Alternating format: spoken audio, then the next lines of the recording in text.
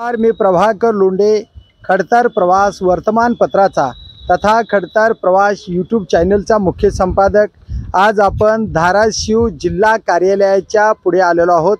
या ठिकाणी बघा, तलाठी साहेब सज्जा, भिकार सारोळा तालुका जिल्हा उस्मानाबाद अशा पद्धतीचं यांच्याकडे एक पत्र आहे। या ठिकाणी सुवर्णा नावाच्या महिलेची फार मोठ्या प्रमाणामध्ये नुकसान झालेलं आहे आणि हे पवन चक्कीचे लोक कशा पद्धतीने शेतकऱ्याचं नुकसान करत आहेत ते आपण सुवर्णा नावाच्या महिलेकडून ऐकूया।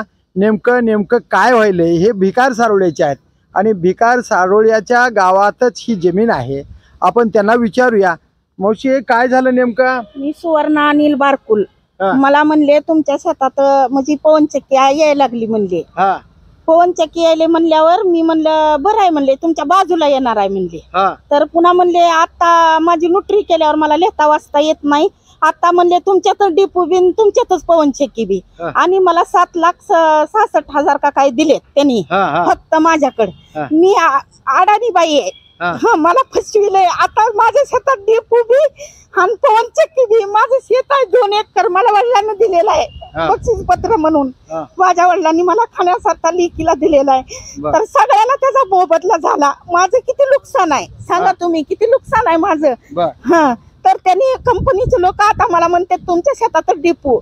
मी म्हणलं असू बापडीचं पवन चक्की पडू बापडीची, डिपो तर माझ्या शेतात नसून ना, बाकीच्याला मोबदला सगळ्या शेतकऱ्याला मिळालाय। येऊन जाऊन नुकसान माझं आणि माझ्या भावाचं झालंय। अपंग आहे माझा भाऊ, त्याच्या शेतातून रोड गेलाय, त्याचं नुकसान झालंय। त्याला किती 2-3 लाख रुपये सुद्धा दिले नाहीत। त्यानं माझ्या करता रोड केला त्या भावानं माझ्या, माझी गरिबी आहे म्हणून। तर ह्या पवन चक्कीच्या लोकांनी माझं वाटोळं करून टाकलंय। किती पैसे देतो म्हणले होते तुम्हाला? आम्हाला काय म्हणले, तुम्हाला 9 लाख किती तर 16,000 देताव म्हणले। आणि इथं तर आता 50-50 लाख रुपये पवन चक्कीला आहे। तर मी जाऊन बघितली पवन चक्की, तर रान 8-9 गुंठ रान पडतंय। 2 एकर मधलं 8 गुंठ रान पडल्यावर मी काय करायचं सांगा? बरोबर। आणि त्याच्यातच अजून डिपो घालायला लागली ती।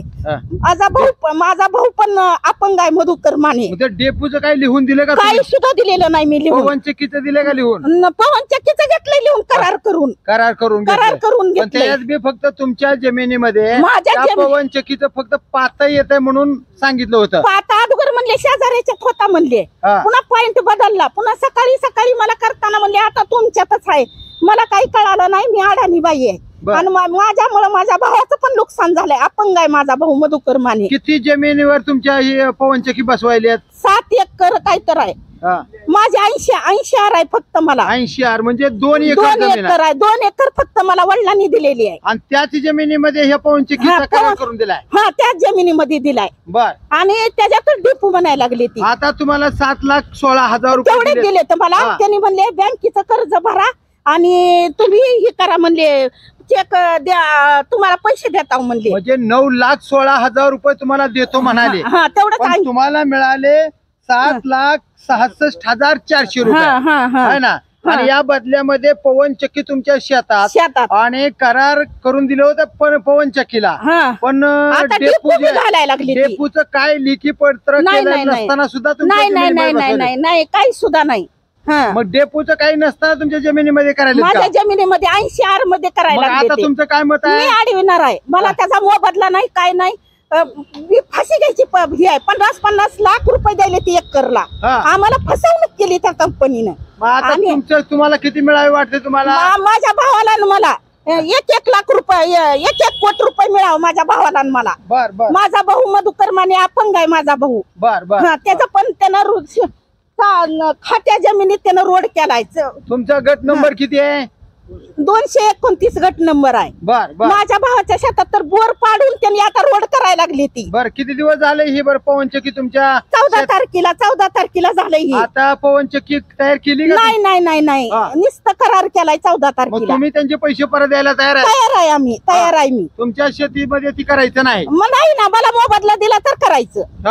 माझ्या भावाला मोबदला द्यावा? 1 कोटी रुपये द्यायचा मला मोबदला। घेतली तर घेतली जमीन, पण माझ्या भावाला मला, माझा भाऊ अपंग आहे, त्याची पण रोड मध्ये जमीन गेली, त्याचा बोर सुद्धा जातंय। बरं, ह्याच्या अगोदर कलेक्टरला दिलं का पत्र तुम्ही? नाही दिलेलं। मग हे आता पत्र दिलेलं केव्हा द्यायचंय? हे काय आता द्यायचंय? बर। मला असे अडाण्या बाईला फसवणूक करून बर हे द्या पण लगेच देते कारण बातमी तुम्ही दिली अगोदर देते ती देऊन लगेच मला पत्र द्या झेरॉक्स, हा? आणि नमस्ते माझी विनंती आहे माझ्या आमचं बहीण भावंडात चांगलं करावं त्यांनी एवढं शेतात जाऊन आमचं फेर वाढला का फेर नाही वडू दिला मी आडविलाय लिहून दिली ना जमीन तुम्ही लिहून दिली पण फेरला आडविली ना अर्ज दिलाय तलाठी साहेबाला दिलाय का सोमवारी तारीख आहे आणि त्याचं पत्र आहे का तुम्हाला तो फेर हाय पोच आहे ना तुमचं नाव काय म्हणलं सुवर्णा अनिल बारकुल राहणार भिकार सारोळ्यात माझी शेती आहे मी उस्मानाबाद मध्ये राहते छत्रपती शाळा विवेकानंद कॉलनी बर सुवर्णा अनिल बारकुल हे सुवर्णा अनिल बारकुल आहेत अडाणी आहेत याने करार करून दिलाय फक्त 80 आरचा त्याही जमिनीमध्ये फक्त पवनचक्कीचं पातं येईल असं सांगितलं होतं पण अक्षरशः या जमिनीमध्ये डेपू टाकायचा त्यांनी प्रयत्न केलाय